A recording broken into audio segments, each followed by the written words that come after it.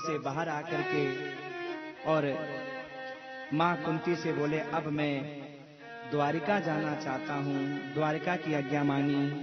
तो माँ कुंती रुदन करने लगी, रोने लगी और कहने लगी, हे केशव, जाने से पहले अपनी बुआ को वरदान नहीं दोगे? भगवान बोले, बुआ मैं वरदान? हाँ? अरे भतीजा बुआ को क्या दे सकता है, बुआ भतीजे को देती है। कुंती बुआ कहती है, केशव ये बुआ भतीजे वाला नाटक बहुत हो गया। नमः पंकज नाभाय नमः पंकज मालिने नमः पंकज नेत्राय नमस्ते पंकजांग्रहे। केशव ये बुआ भतीजे वाला नाटक बहुत हो गया।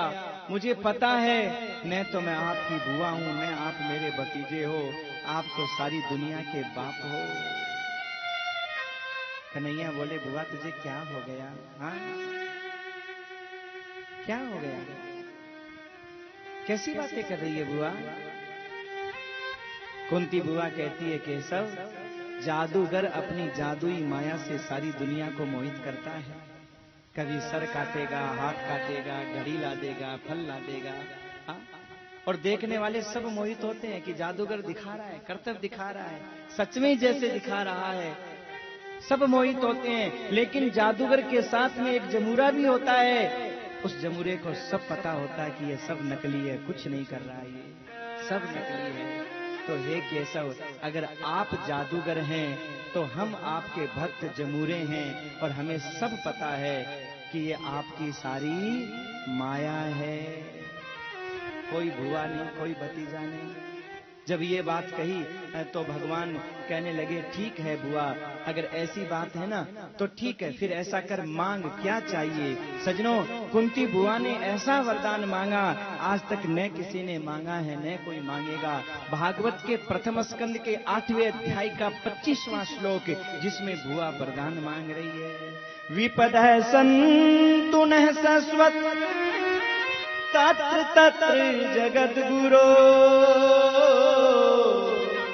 भवतो दर्शनं यस्या अपुनर्भव दर्शनम्। हे भगवान, ऐसा वरदान दो कि मेरे पग पग पर विपत्तियों के पहाड़ टूटे। भगवान बोले, बुआ आज तक विपत्तियां कम आई है जो और विपत्ति मांग रहे हो? अरे आज तक बुआ तुमको विपत्ति के अलावा और मिलाई क्या है? मिलाई क्या है विपत्ति के अलावा? तो बुआ कहती है, केशव मुझे विपत्ति का वरदान दो। बुआ जंगल में अकेली भटकती रही, 5-5 पुत्रों का साथ लेकर के, और छोटे छोटे पुत्रों को बचाने के लिए न खाने के ठिकाने थे, न पीने के ठिकाने थे, न रहने के ठिकाने थे। क्या विपत्ति कम थी? हाँ, राज्य का राजा जिसके पीछे पड़ा रहा, कभी यहाँ कभी वहाँ, रात कहाँ बीतेगी, दिन कहाँ बीतेगा, भोजन समय का मिलेगा या नहीं मिलेगा, ऐसी प्रतिकूल परिस्थितियां देखने के बाद भी, और बुआ फिर दुख मांग रही हो? तो कुंती बुआ रोती हुई कहती है, केशव मुझे दुख दे दो। क्यों? क्योंकि भले ही मेरे खाने के ठिकाने नहीं रहे, सोने के ठिकाने नहीं रहे, भले ही मैं जंगल जंगल भटकती रही, लेकिन केशव जब आप कंधे से कंधा मिलाकर के साथ चलते थे तो सारे दुख हमें सुख प्रतीत होते थे, क्योंकि आपका साथ था। और आज जब मेरे पुत्र राजा बन गए, आज जब ये सुख आ गया, तो आज आप हमारा साथ छोड़ करके जा रहे हो। नहीं चाहिए ऐसा सुख जिसमें हमारा केशव हमें छोड़ करके चला जाए। केशव बलिहारी है वो दुख जिसमें आपकी याद आती है, जिसमें आपका साथ होता है, और धिक्कार करती हूं ऐसे सुख को मैं। हाँ? अरे सुख के माथे सिल परे जो नाम हृदय से जाए, बलिहारी बा दुख की जो पल पल नाम रखाए। बलिहारी है वो दुख जो हर पल है ठाकुर आपकी याद दिलाता है। और धिक्कार है उस सुख को उसके माथे तो सिल परे, जिसके आने से व्यक्ति आपका नाम भूल जाता है। हाँ, कुंती बुआ की बात सुनकर के भगवान चुप हो गए। उसी समय युधिष्ठिर जी महाराज आ गए। हे केशव, मुझे इस राजगद्दी पर नहीं बैठना। क्यों नहीं बैठना राजगद्दी पर? हाँ, क्या हुआ? युधिष्ठिर जी कहने लगे, केशव, इस राजगद्दी पर मैं बैठने के लिए चलता हूं तो ये राजगद्दी मुझे खून से लथपथ दिखाई देती है। जिस राजगद्दी के लिए मैंने अपनों का खून बहाया, अपनों को मारा, आप कहते हो इस राजगद्दी पर बैठो। केशव, जब मैं इस राजगद्दी पर बैठने के लिए चलता हूं तो मुझे उन बहनों के हाथ में राखी दिखाई देती है जो अपने भाई की कलाई का इंतजार कर रही है, और मैंने अब उन भाइयों की कलाई को काट दिया। उनके भाई की कलाई कभी नहीं पहुंचेगी उनकी राखी तक। आप कहते हो इस राजगद्दी पर बैठो। जब इस राजगद्दी पर बैठता हूं तो मुझे उन माताओं की सूनी मांग दिखाई देती है जिनके मांग का सिंदूर मैंने छीन लिया। आप कहते हो इस राजगद्दी पर बैठो। मैं इस राजगद्दी पर बैठने के लिए चलता हूं तो मुझे उन माताओं की सूनी गोद दिखाई देती है जिनके बुढ़ापे का सारा मैंने छीन लिया। अब आप बताओ इस राजगद्दी पर मैं कैसे बैठूं? केशव, नहीं बैठना ऐसी राजगद्दी पर। भगवान ने बहुत समझाया, लेकिन महाराज युधिष्ठिर के समझ में नहीं आया। तो युधिष्ठिर ने कहा, ठीक है, आज मैं द्वारिका नहीं जाऊंगा। चलो, मैं तुम्हें ऐसे भक्त के पास में लेकर के चलता हूं जो मेरा परम भक्त है। और उस भक्त का नाम क्या है? पितामह भीष्म। क्यों परम भक्त क्यों है? सजनों, हम और आप मखमल के आसन पर बैठ करके भगवान का भजन नहीं कर सकते। डल्लव के गद्दे पर सोकर के भगवान का भजन नहीं कर सकते। धन्य है पितामह भीष्म। बाणों की सैया है, बाणों का गद्दा है, बाणों की तकिया है, बाणों की चद्दर है, लेकिन फिर भी मुख से श्री कृष्ण का स्मरण हो रहा है। हाँ? हमारे जीवन में थोड़ा सा दुख आता है, हम अपनी पूजा छोड़ देते हैं, पाठ छोड़ देते हैं। कभी गौर करना, आप घर में थोड़ी सी किचपिच हो गई कोई बात को लेकर के, कोई झगड़ा हो गया कोई बात को लेकर के, आज मूड ऑफ है, पूजा नहीं करेंगे, पाठ नहीं करेंगे। अरे काय की पूजा, काय का पाठ, आग लगे पूजा पाठ, भगवान कुछ होता तो आज घर में ये होता क्या? हमारे साथ ये होता क्या? छोटी सी बात के पीछे हम ऐसा कर बैठते हैं। जरा विचार करो पितामह भीष्म, हाँ, जिनके रोम रोम में बाण लगा हुआ है, हाँ, और जिनको इच्छा मृत्यु का वरदान है। ध्यान देना, हम छोटा सा दुख जीवन में आया, कोई फांसी लगा लेता है, कोई जहर खा लेता है, कोई ट्रेन के आगे आ जाता है, कोई कुएं में कूद जाता है।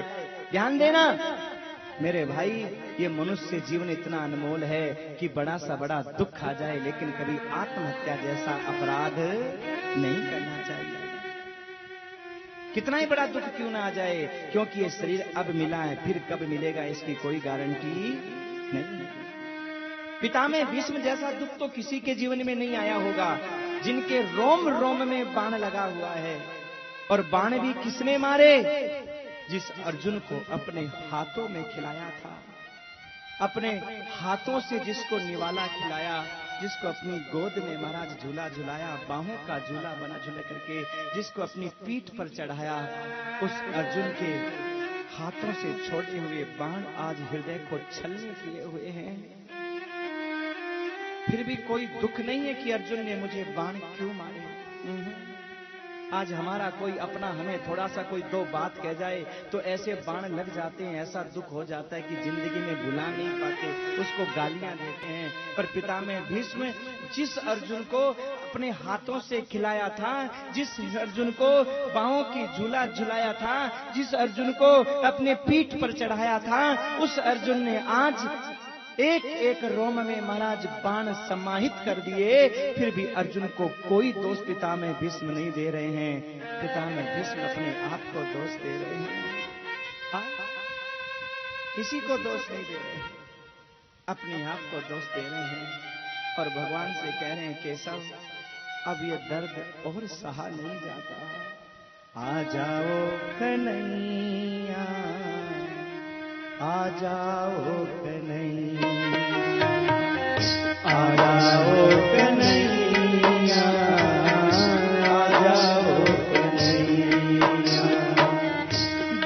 जिंदगी में सहा अब न जाए, दर्द जिंदगी में सहा अब न जाए, सहा अब न जाए, सहा अब न जाए, सहा अब न जाए, सहा अब न जाए। आ जाओ कन्हैया, आ जाओ कन्हैया, आ जाओ कन्हैया, आ जाओ कन्हैया।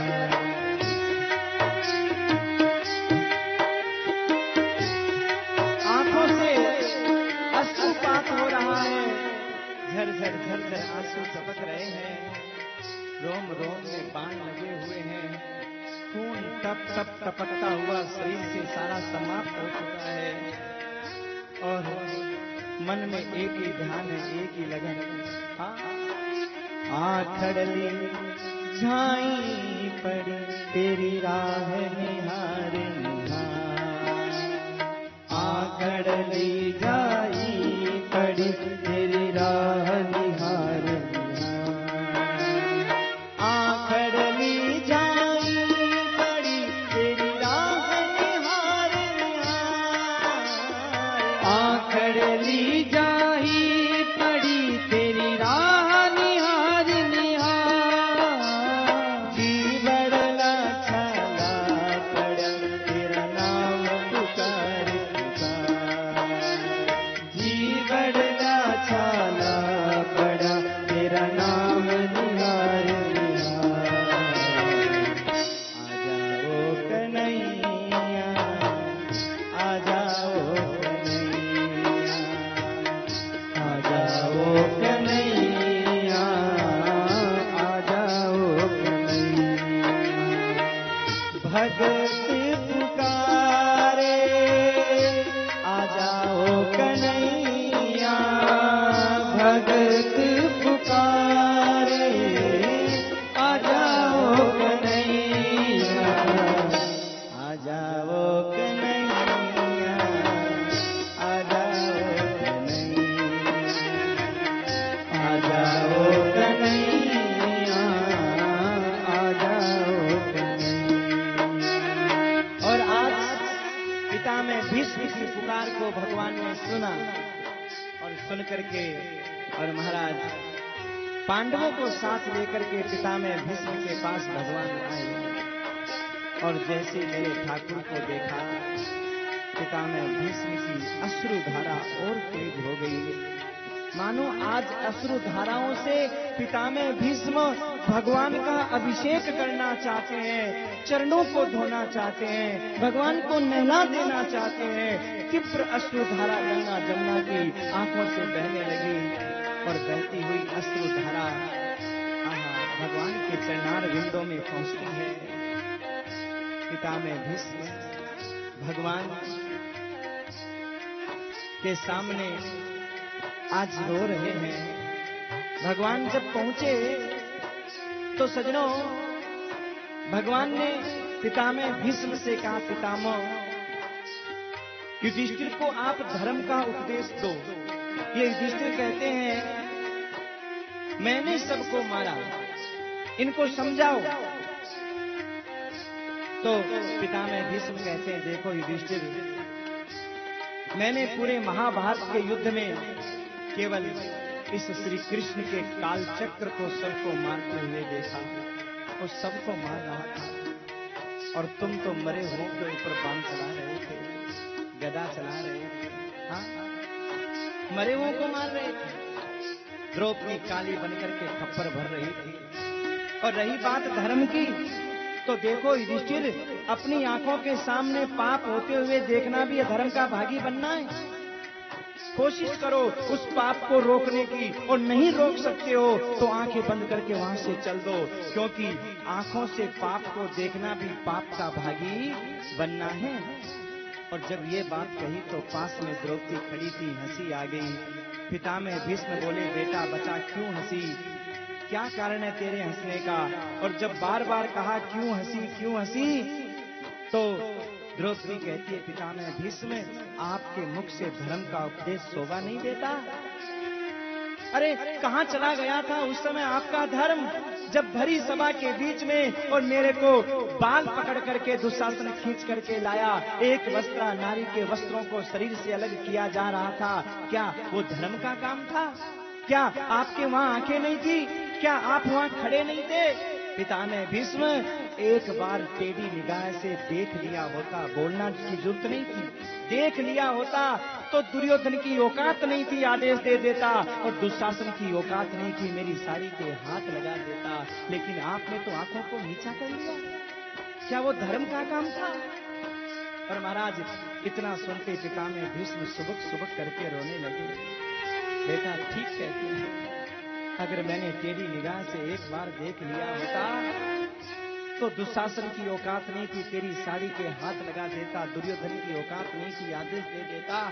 लेकिन एक बात बता, मैं तेरी बात को मानता, क्या मेरे हृदय में बैठे हुए इस श्याम सुंदर की बात को मानता, जो मुझे बार बार बोल रहा था बाबा कुछ बोलना मत, बाबा कुछ मत बोलना। क्यों? अगर आप बोल गए तो दुनिया को मेरी करुणा का पता नहीं चलेगा, मेरी दया का पता नहीं चलेगा। बेटा मैं सब समझ रहा था, मेरा हृदय रो रहा था, और मुझे ये भी पता था कि इस पाप की मुझे सजा मिलेगी, लेकिन फिर भी मैंने मेरे आराध्य कृष्ण की बात को मान करके चुप रहना उचित समझा। द्रौपदी बोली, हे पितामह, जब आप कृष्ण के इतने बड़े भक्त हो तो फिर आपने कौरवों का साथ क्यों दिया, पांडवों का साथ क्यों नहीं दिया? तो पितामह भीष्म कहते हैं, बेटा ये शरीर भले ही कौरवों के साथ में था, लेकिन ये मन, ये बुद्धि, ये आशीर्वाद हमेशा पांडवों के साथ में रहता था। और सज्जनों ये बात सच है, जब अर्जुन प्रणाम करते थे तो विजयी भव का आशीर्वाद देते थे, आयुष्मान भव का आशीर्वाद देते थे, लेकिन दुर्योधन को कभी विजय होने का और चिरंजीवी होने का आशीर्वाद पितामह भीष्म ने नहीं दिया। पितामह भीष्म कहते हैं, मैंने अपनी बुद्धि को कभी कौरवों के बीच नहीं लगाया। द्रौपदी कहती है, क्षमा करना महाराज, क्षमा करना। पितामह भीष्म अपनी प्राण ज्योति भगवान में समाहित करने जा रहे हैं। महाराज समाहित करने जा रहे हैं, और समाहित करने से पहले भगवान से कहते हैं, हे प्रभु आप कितने दयालु हैं, कितने कृपालु हैं, कितने दीन बंधु हैं। मुझे आज भी याद है वो दिन जब आपने प्रतिज्ञा की थी कि मैं शस्त्र नहीं उठाऊंगा, और दुर्योधन मेरे पास में आकर के कहने लगा, पितामह भीष्म, दुर्योधन बार बार कहने लगा, अरे वो कृष्ण प्रतिज्ञा करके बैठे हैं मैं शस्त्र नहीं उठाऊंगा। अरे न तो उस कृष्ण की प्रतिज्ञा टूटी है और न अभी तक अर्जुन के प्राण छूटे हैं। अरे क्या कर रहे हो? मुझे तो लगता है आप शत्रुओं के साथ में मिले हुए हो। और बार बार जब महाराज ऐसी बात कहने लगा दुर्योधन, तो मैंने प्रतिज्ञा की, दुर्योधन कल का सूर्य अस्त होने से पहले पहले या तो अर्जुन नहीं रहेगा या कृष्ण की प्रतिज्ञा नहीं रहेगी। मैं धरती तारे नक्षत्र को साक्षी मान करके शपथ खा करके कहता हूँ कि कल का सूर्यास्त होने से पहले पहले या तो अर्जुन के प्राण ले लूंगा या कृष्ण की प्रतिज्ञा को तोड़ दूंगा। और अगले दिन जब महाराज वो प्रातः काल का सूर्य उदय हुआ और सूर्य उदय होते ही चारों ओर हलचल होने लगी, रात को कोई सोया नहीं, क्योंकि कल के युद्ध का परिणाम क्या होने वाला है। क्योंकि पितामह भीष्म की प्रतिज्ञा कभी असत्य नहीं हो सकती, या तो कृष्ण की प्रतिज्ञा टूटेगी और या फिर अर्जुन के प्राण छूटेंगे। अगर अर्जुन मर गया तो पांचों पांडव मर गए, युद्ध समाप्त हो गया। कल क्या होने वाला है ये तो महाराज नियति उस समय के साथ ही बताएगी। और जैसे ही महाराज प्रातः काल का सूर्योदय हुआ और सूर्योदय के होते ही और महाराज युद्ध का शंख बजा, शंख बजते ही दोनों ओर से सेनाएं दौड़ने लगी, मारो मारो की आवाज आने लगी। हाथी वालों से हाथी वाले टकरा गए, घोड़े वालों से घोड़े वाले टकरा गए, तलवारों से तलवार टकराई, भालों से भाले टकराए, बाणों से बाण टकराए और महाराज गदाओं से गदाएं टकराई। चारों ओर से महाराज खून की नदियां बहने लगी, हाहाकार मच गया।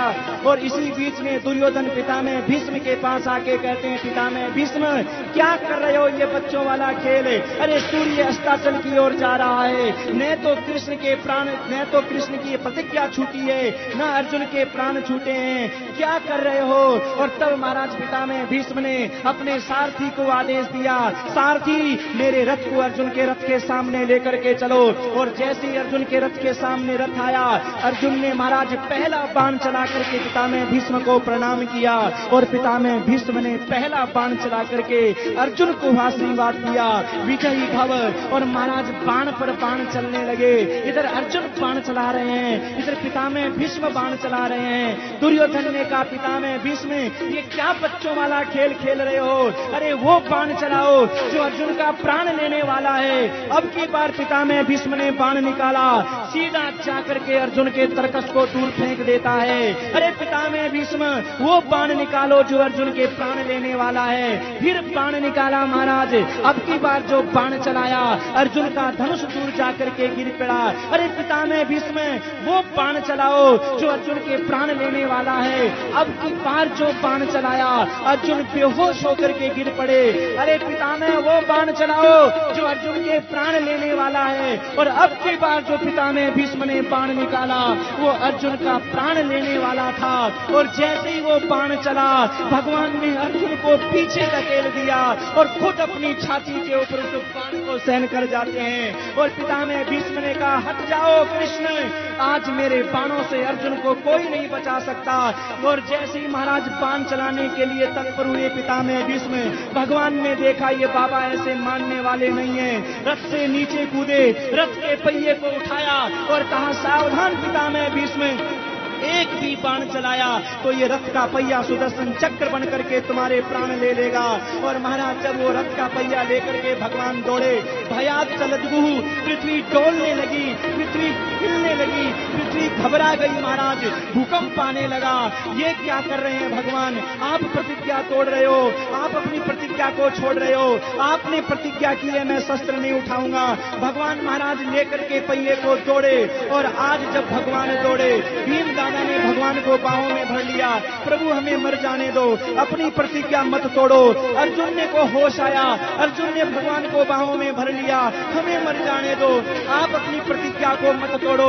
भगवान ने कहा, अर्जुन भीम मेरी कोई प्रतिज्ञा नहीं है, मेरी एक ही प्रतिज्ञा है, भले मेरी प्रतिज्ञा टूट जाए लेकिन मेरे भक्त की प्रतिज्ञा नहीं टूटनी चाहिए। बस भले ही मेरी प्रतिज्ञा टूट जाए पर मेरे भक्त की प्रतिज्ञा नहीं टूटनी चाहिए।